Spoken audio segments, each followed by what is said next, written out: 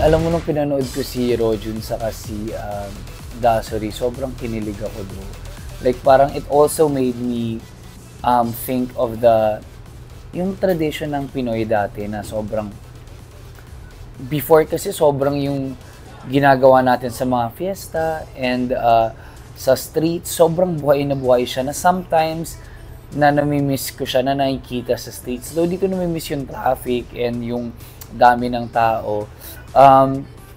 Pero yung tradition na sobrang saya lang ng mga tao, nakakakilig, the love is in the air, nakakamiss siya. Kaya masaya ako for them na ganito lang nakalight yung style na napunta sa kanya. And for it to be dance sport, yung style nila, sobrang swak na swak. And when I watched it, I enjoyed it fully lang. I was smiling the whole time. So congratulations to the both of them.